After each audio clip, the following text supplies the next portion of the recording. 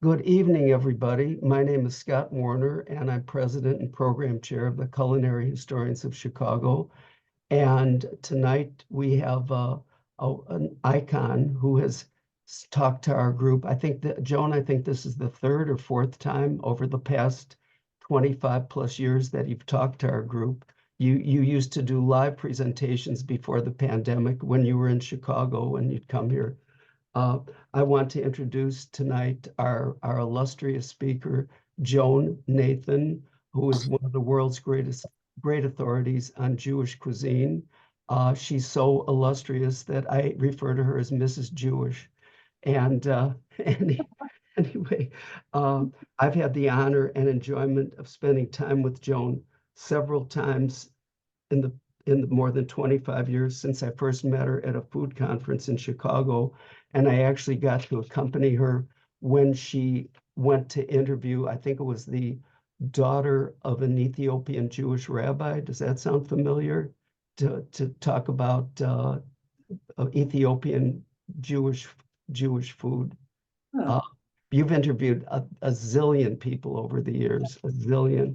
And anyway, um, Joan has quite an eclectic background for someone who's an authority on Jewish cuisine.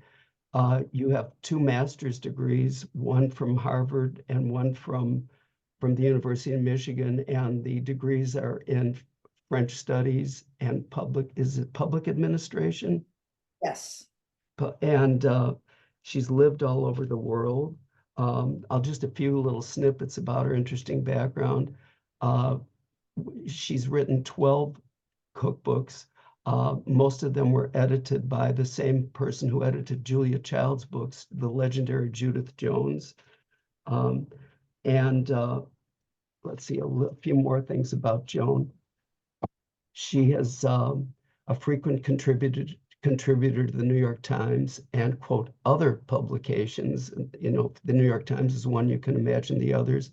Again, she's the author of 12 books, including Jewish Cooking in America and The New American Cooking and King Solomon's Table, which have won like the Academy Awards of cookbooks. And Joan, I'm just going to read a little bit. Joan's latest book is My Life and Recipes, Food, Family, and Memories. It's uh, it's a masterpiece, I think, and I told Joan that it's so much more than a memoir. It reveals about Jewish cuisine, Jewish culture, all told through her life. It has wonderful recipes in there, and a little bit about the book. Before hummus was available in every grocery store, before on every brunch menu, Joan Nathan taught home cooks how and why they should make these now adored staples. Here in her most personal book yet, the authority on global Jewish cuisine uses recipes to look back at her own family's history, their arrival in America from Germany, Slovakia, and Poland, and at her childhood in post-war New York and Rhode Island, her years in Paris, New York, and Israel. Joan speaks fluent French and fluent Hebrew. And she was also the press attache for the mayor of Jerusalem, Teddy Kollek. Um, Joan shares her story of marriage, motherhood, and a career as a food writer, of a life well lived and centered around meals and the discovery of recipes and their stories. And she punctuates it all with the food she has come to love. We've given you some of Joan's recipes in the program announcement. There's links to them.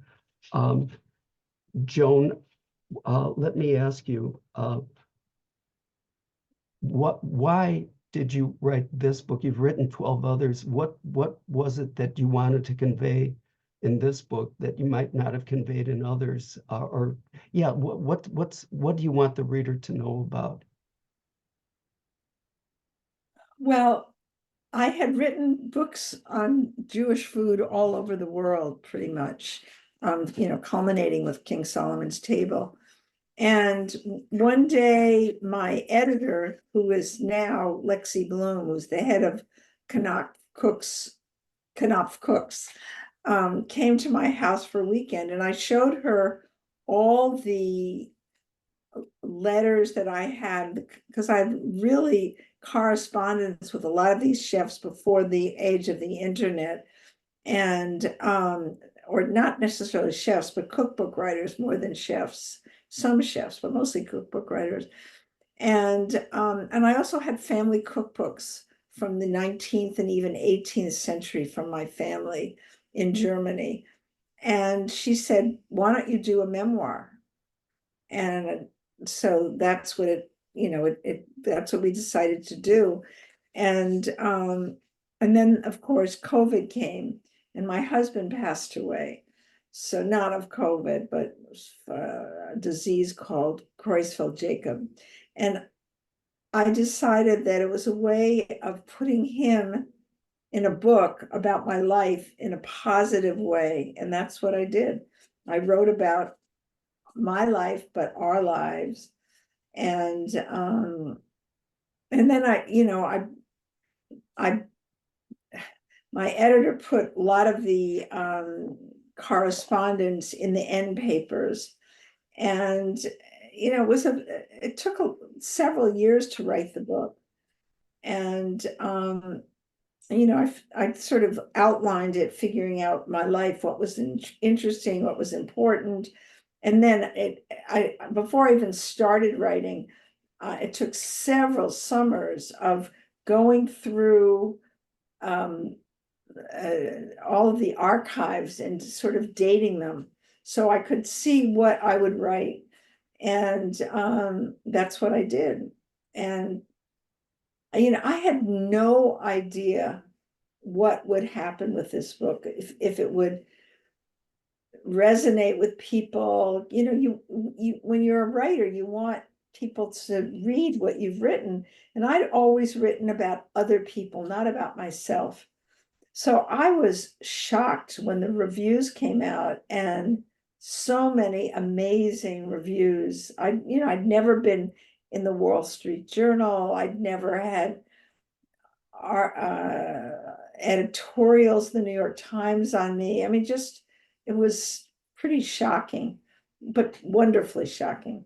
So that's what I wrote about my life. And I wrote about my life because I thought that other people could understand, how I became a food writer.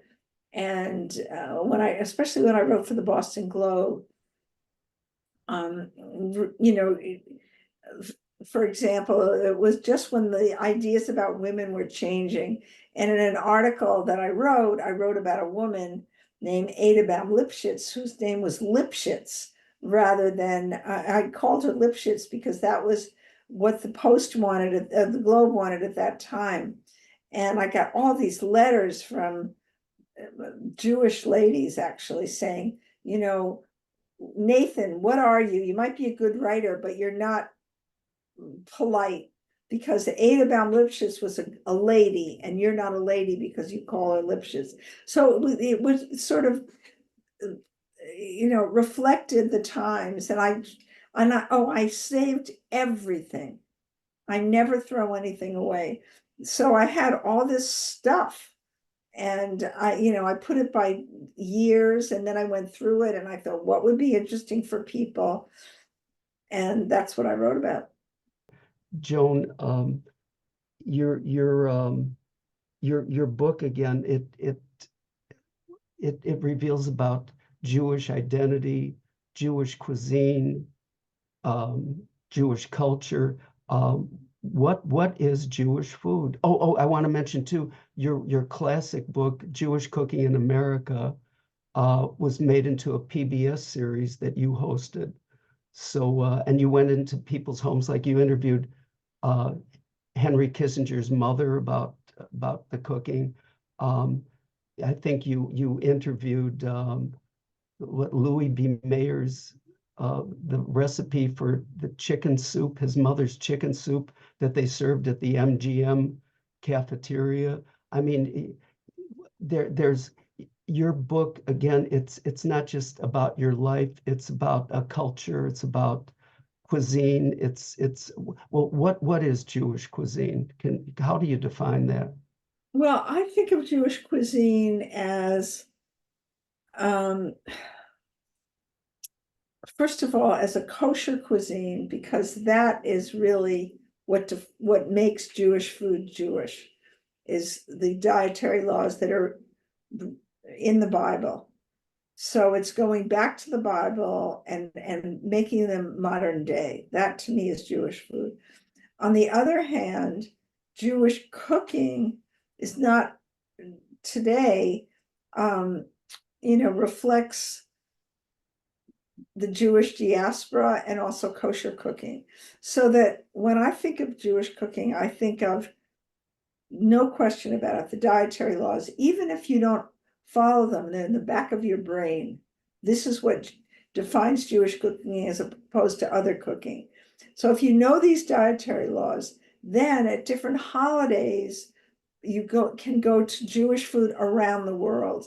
And as Jews left ancient Israel and also Iraq, they went to different countries, but they adapted the laws of Jewish food to where they were. So they found ingredients that they could use.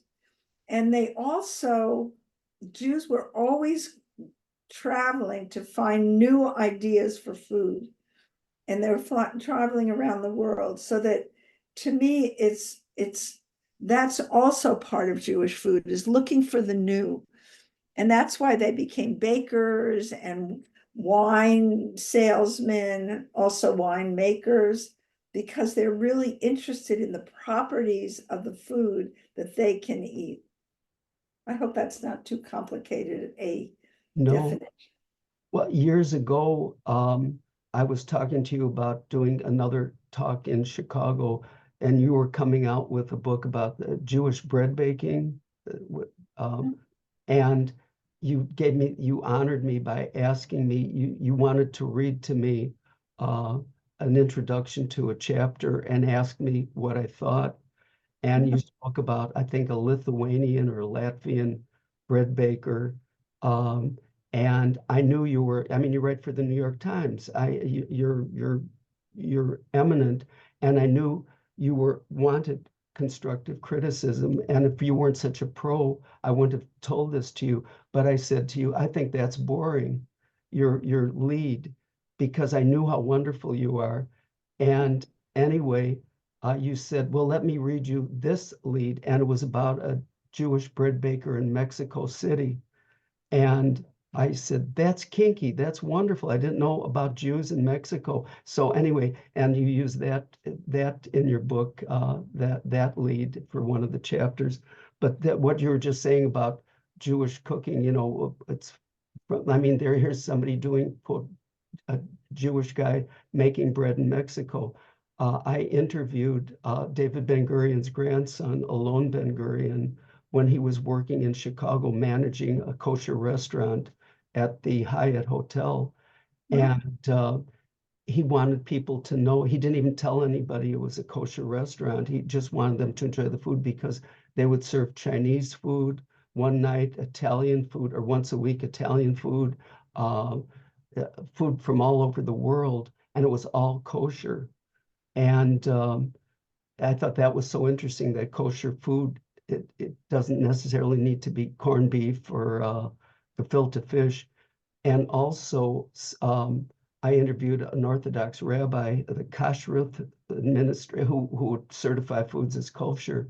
And I asked him, what if somebody a Jew is told you have to eat pork because you need this in your diet because otherwise you're going to die. It has an ingredient where you're going to die.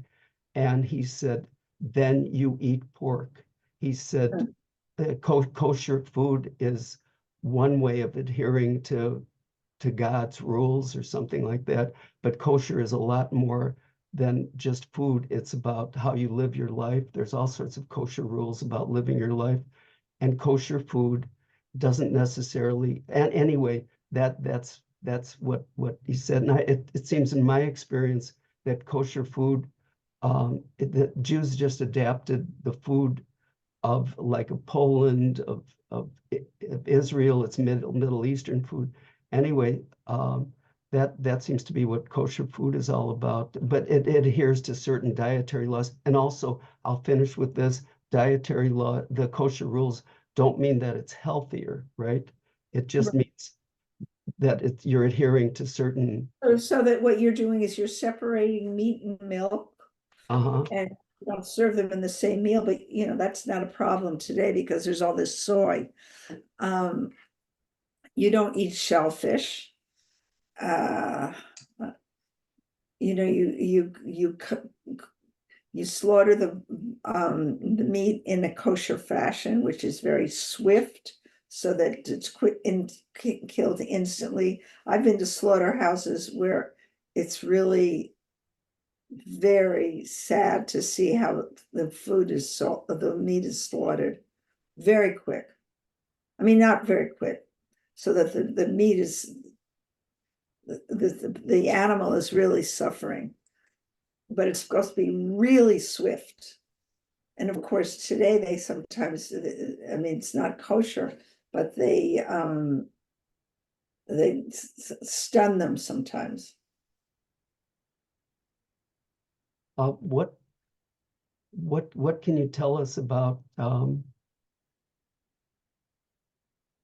what are some anecdotes that you can think of in your life, like about the famous people you've interviewed or the things you discovered about how they make their food, the homes you've been in? I mean, you've talked about just about so many major people in the world. Oh, I don't know. Why don't you give me an example of somebody?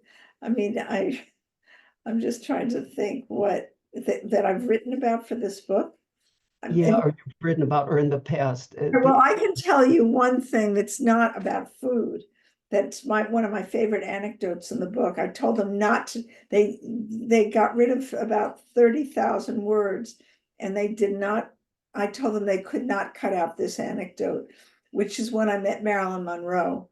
And this was in 1956, I believe. I was 12 years old or even younger. And that I was living in Larchmont, New York, and this guy who lived near me near Brook, we used to all hang out on the bridge of the brook, and I remember it so distinctly. And he said, one of the people that was there says he was kind of bragging. He said, if you come by my house at 5 o'clock today, you'll see Marilyn Monroe. And I said, so we all showed up, and we all had little pieces of paper for an autograph, and we all met Marilyn Monroe. And so I wanted to write about it because it was something that we always remember. I remember the boys did not wash their hands for a week because Marilyn Monroe had touched their hand. She was the most famous woman in the world. And then I interviewed all of them to find out what they thought of it, which was different from me, right? So I interviewed this guy, Joel Braziller, whose house she was at. And he said that he told me a story that he had never told anybody, that what's his name? Arthur Miller and Marilyn were not married yet. They were engaged, or they were just a number. Were coming to visit his parents, and Arthur Miller grew up with his father in Brooklyn. And a third person, whose name I forget, was the poet laureate of Brooklyn. And they'd all grown up together, and they decided to have a dinner and dancing evening. So they came there, and we kids got Love and Kisses Marilyn Monroe, which I still have to this day, her autograph. But they all danced on, they had a second floor ballroom, and Joel Braziller went to sleep, and all of a sudden there was a knock on his door, and it was Marilyn Monroe, and she asked if he wanted to dance with her. And so he got up to dress, and his hand was about to hear on her because he hadn't had a growth spurt yet. And he danced with the most famous woman in the world. And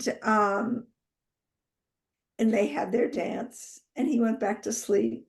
And that was the end of it. And it was just a great story. the only thing that my husband used to tell the story of was that Marilyn Monroe would ask Arthur Miller's mother, do you Jews ever serve anything besides matzo balls? So I don't know. Anyway, that was, an amazing event in my whole life. And when, it's like when I went to the Soviet Union in 1987 with Alice Waters and Paula Walford and a whole bunch of other well-known food celebrities. That's another event that whenever I see Alice or any of the others, they all remember that totally. And we all burst out laughing because it was a time when there was no food in the Soviet Union. And, Alice Waters was just so dejected by the horrible farmers markets with overripe beets and overripe carrots because it was in October. But, these are things that you see and you learn and you never forget. And you were very, very friendly. I imagine you were pretty close to Julia Child. I knew Julia. We had Judith Jones was both of our editors, and I had met her when I first got married, 1974 in Boston, and it was at the Harvard-Yale game. And Alan, my late husband, and I had met this woman named Felicia Lamport, who was a writer for the Boston Globe and married to a Harvard law professor. And she invited us to her party after the Harvard-Yale game. And I met Julia Childs, and I met John Kenneth Galbraith, and I met all these people that, were sort of icons in their industries. And Julia's invited me over, but I never went to her house until Diana Kennedy came to town. And Diana, who I had met working on the Ninth Avenue Festival in New York, I created it with somebody else. She asked if I would take By the her. way, Diana Kennedy was like before Rick Bayless. She was one of the legendary pioneers in bringing Mexican food into, right? Right, absolutely, no question of that. She inspired Rick Bayless, yeah. And so we, oh, wait a second, Diana Kennedy, hold on a second. Julia Child, yeah. Oh, yeah, so I picked up Diana at Julia's house, and I reminded her that I had met her through Felicia Lamport. And Julia was so nice, and she said, come over. And, she liked being around people, but I was a little bit intimidated at that point in my life. And anyway, so I picked up Diana, and she was in a real huff. And I said, what's the matter? And she said, she's going to TV. And she must have been in her 50s about that time. And she said, that Julia, she told me that I shouldn't go on TV without makeup, and I'm never want to wear makeup. And she just, and she insisted she would not wear makeup on TV. But Julia, persisted. And I thought, I certainly was never on TV in those days. But it was kind of funny that, but knowing Diana later, I understood that's the way Diana was. But it's like one of these human moments with these people. And then, of course, later, I had a dinner for Julie at my house. And before that dinner, my son and I, and Julie was going to be 90, and we had been on Martha's Vineyard all summer, where I always am. And my son and I went to Julia's house. I called Julie and said, we were coming to Boston. Would she like to go out for lunch? And she said, the way Julia did, well, if you want to come to my house, you can have tuna fish, canned tuna fish. And we said, oh, no, we'll take you out for lunch.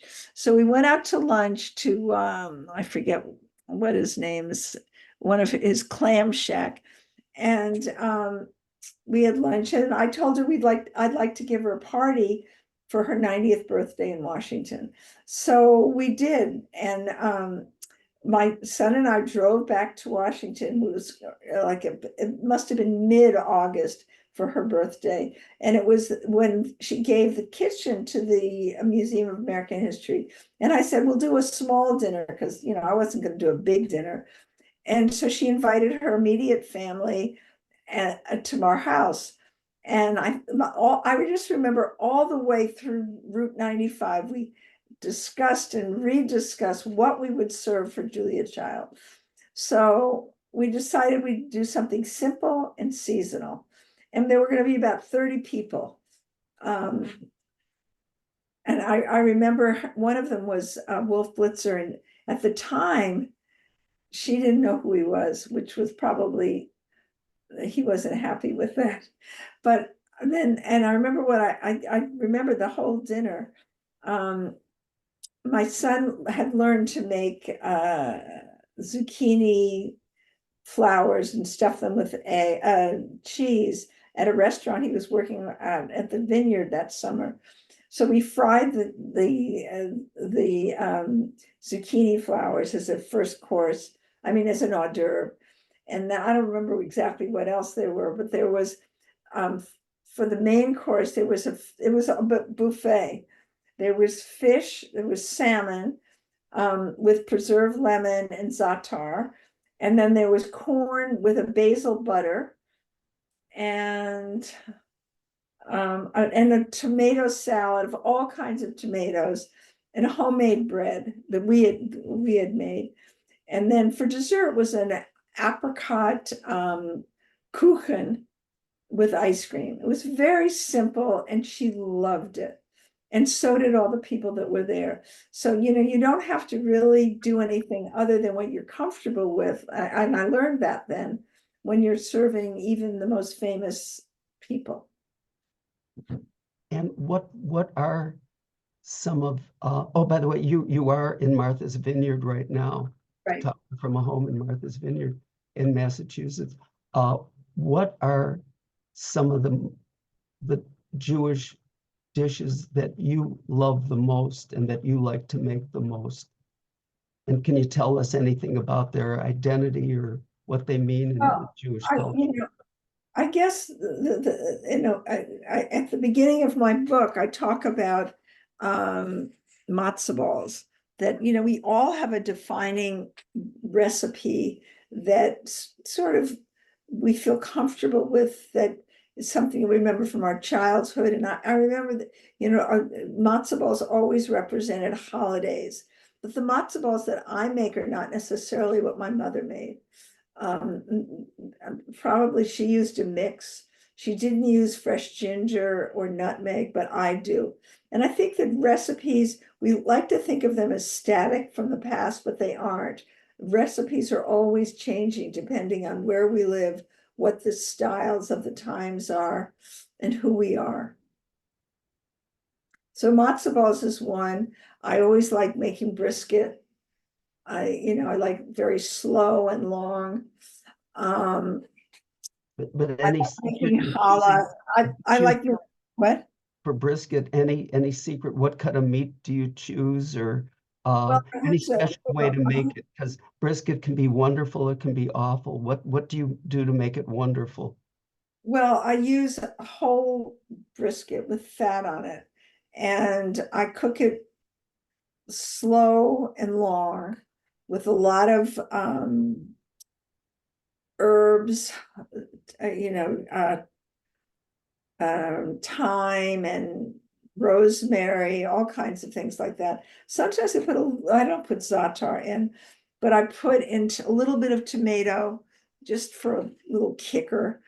And I'm just trying to think what else I do. Tomato, lots and lots of onions. And then I cover it with whatever this sauce is, and I let it braise. That's the trick to a good brisket, rather than not covering it with a soupy sauce, because then that's when there's this expression called gedempte Fleisch, which means Fleisch, which means well cooked. And that's when it's very hard and it's not really good at all. But good brisket is slow and long. That's what I try to do. Oh, and you were mentioning on the cover, those are your hands, but challah, you love making challah too? I love doing it because, in the Bible, it says that for Friday night, there's a mitzvah, which is a sort of a good deed that you do, that a woman is supposed to do to make bread. And, it can be a woman or a man, it doesn't matter. But the idea of making the bread yourself and twisting it and having it rise, it just is so good. And there's a difference. I don't care what bakery you go to anywhere, the best challahs are made, still, I believe, are made at home. And I guess it's very therapeutic making your own bread. It's like touching a baby's bottom, right? It's Absolutely. warms your heart. Um, any other dishes or any other dishes that you think are synonymous with Jewish food that I like making babka sometimes, um, but I like a chocolate babka. I really like a lot. Uh, which is what's a babka? It's like babka is like coffee cake. sweet dough. It's It's like a what? coffee cake, right? Sweet dough with butter and I like to make it with chocolate, really good chocolate, and it's twisted and it's really good. it- Sorry, it's not your typical grocery store coffee cake. not at all. Um, and what kind of this would be my last question before we turn it over. What kind of do you still cook a lot right now? I do, especially in the summer. And what kind of family celebrations do you do, or what kind of big things do you do with your cooking now? Because I can only imagine what it must be like having dinner at Joan Nathan's house, but what do you typically do for a celebration dinner at your house? Well, I cook every Friday night. I always have people over. I like doing that. Actually, this coming Friday night, we're having a Shabbat on the beach. So I'm bringing actually Zingerman's Deli. Ari Weinswag just called me and said that they've been making my berches, my German Jewish challah with potato flour in it, and he wants me to taste it. So we're going to have that as our challah. And then I made a, a sort of a potpourri of summer vegetables, and other people will bring other things, and we'll just have this big, wonderful challah on the beach early with little kids and everything, which it's the kind of thing I love to do. But usually I would do a challah at my house. I mean, a Friday night dinner as for people. And the reason I like to do it on Friday night is that I always do it at home with my family, but it's a way of celebrating the Sabbath. But it's not a dinner party. A dinner party is a lot stricter in a way. And I think having people just for Shabbat, it's like a means of opening your home to other people and not necessarily an elite people. Do you know what I'm saying? Yeah. So and I'm always trying new recipes. I had a dinner party last night, which was not Shabbat, but I would have done it if it had been that night. And I had like a Lubavitch. I met a young Lubavitcher woman a few weeks ago, and she gave me a recipe for a Brazilian coconut fish stew that I'd had a long, long time ago. So I tried that on these people, and everybody loved it. So, it was a gathering, but it was not it's a little bit more formal when you have a dinner party as opposed to Shabbat. And I like the informality, and also I like the blessings. You say blessing over the candles that separate the Sabbath from everyday life. And then you say blessings over, let me think, over the wine, which, you know, in the ancient world was what anything that came from the vine. And then over the bread, which is anything that comes from the earth. So, you know, it's meaningful in the where we live, because these are prayers that went back before Christianity, before Muslim, and everybody was really, not everybody, but so many people were following these religions before things got chopped up, or they became revisionist or just copied or included in other religions, which is so important because we're all on this earth together. And I'll make one last point. Um, I think you were doing, and correct me if I'm wrong or you have a different thought, what Julia Child would do. I had the feeling, and I did get to know her, fortunately, and she would, I think the whole thing about food was it's about enjoying people's company and the sociability and sharing. It wasn't about doing some fancy dish to show off. It was about getting people together and enjoying almost the spirituality of the human community. How do you feel about that? And that's what you're doing. Totally. Well, on that note, I'll say a blessing over this feast of food that you just gave us, the food for thought. And let's turn this over. Kathy, would you want to look at the chat questions and deliver them to Joan, serve them to Joan? That will be a thrill. Where do you follow? This was the last question, most recent question, but I think it's kind of nice. Do you follow your own recipes each time, or do you improvise? It depends, you know, on Martha's Vineyard, you can't get everything. I mean, and if I don't think in advance, I can't just go to the grocery store and get it. I can get a lot, but not everything. So sometimes I improvise, but if I'm, you know, if I'm testing a recipe for an article for the New York Times, I try to get exactly what I need. You know, so it really depends on what I'm doing. Last night, I have in my garden these red eggplant. I'd never seen anything like that. So when I was making this stew, I used them in the stew.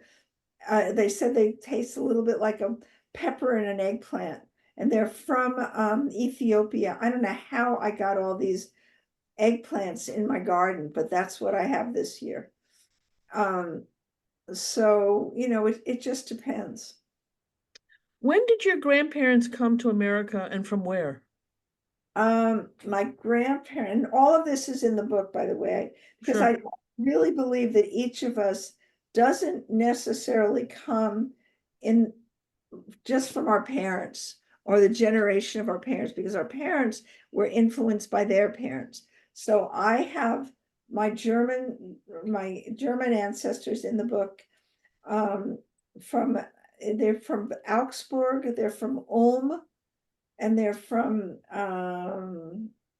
Buchau, and they were friendly. In fact, owned a grocery store with Albert Einstein's grandfather on his mother's side. And then they also, what else did they do? Oh, and then my family was from Slovakia and from Krakow, Poland. And they all came over in my Polish and my Slovakian grandparents came over in the 19th century, the end of the 19th century.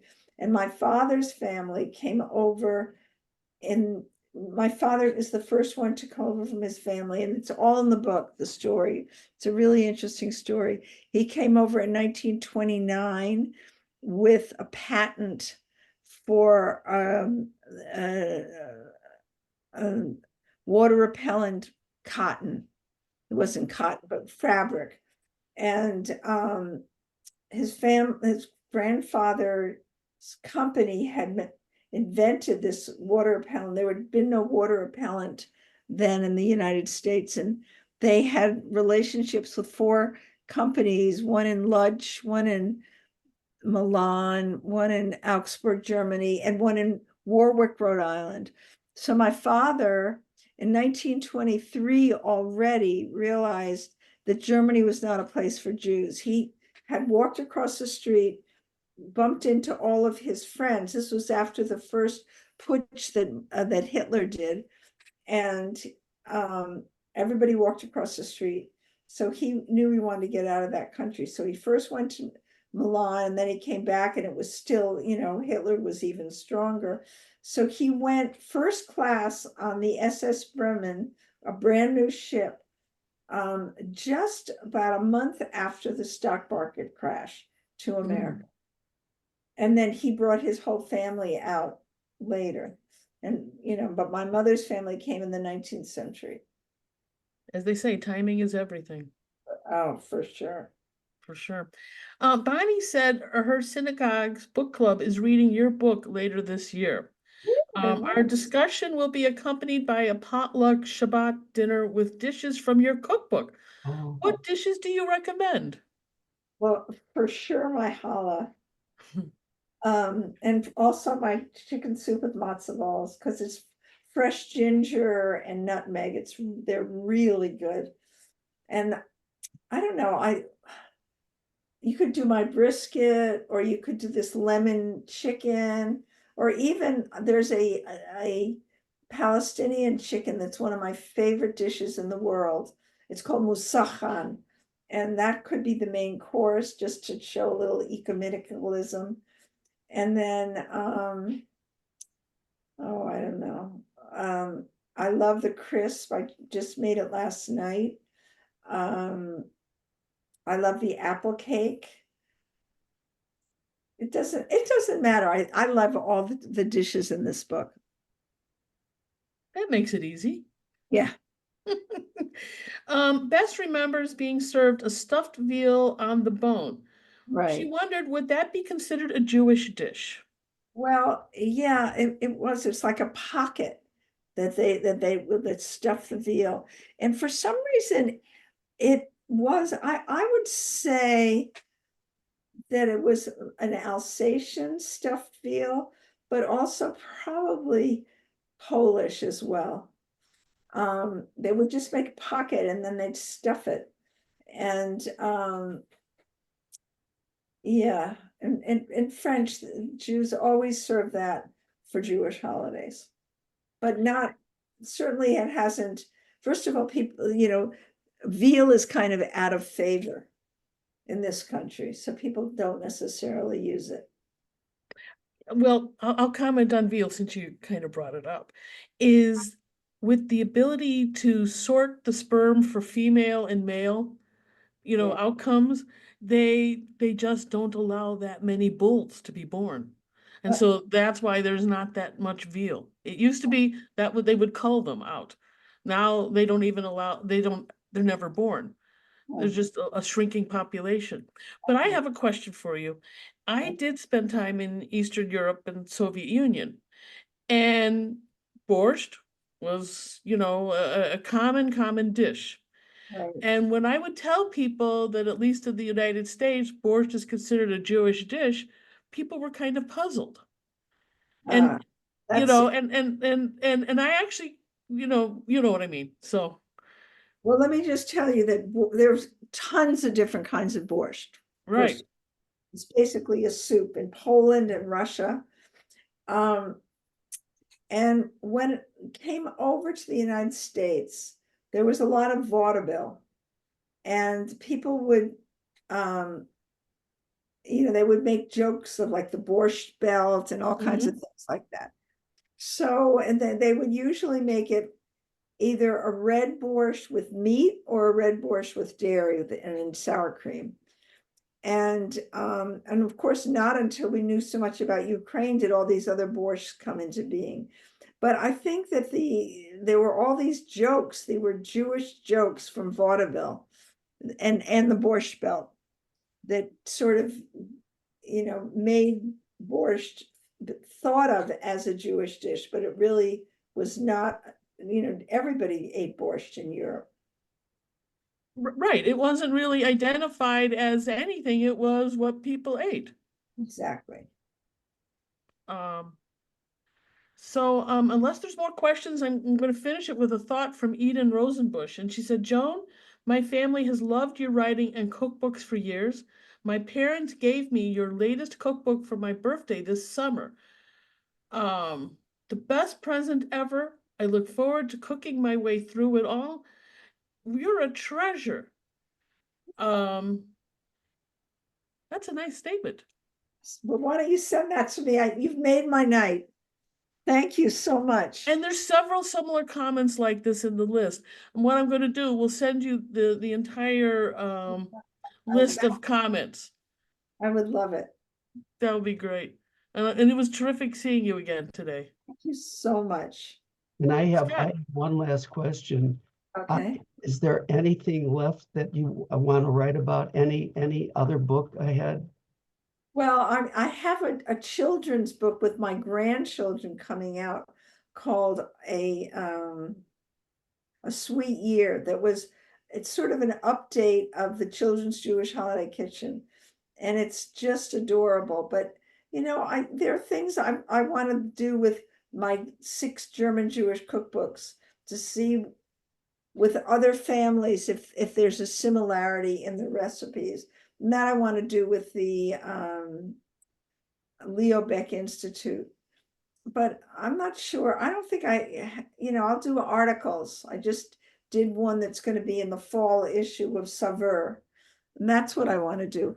Because, I want to read and take walks and do things I like to do as long as I'm able to. It sounds like a recipe for a wonderful life. And thank you for sharing your recipe for a wonderful life with us. And again, your book is a masterpiece, and we got to keep meeting like this. So well, listen, if any of you want me to come to Chicago, I'd love to come. okay, well, Kathy, next live meeting we have somebody pretty good to be at the meeting. So anyway, have a wonderful life, and hope to see you in Chicago. And thank you so much. Thank you. Good. Wonderful. Thank you much.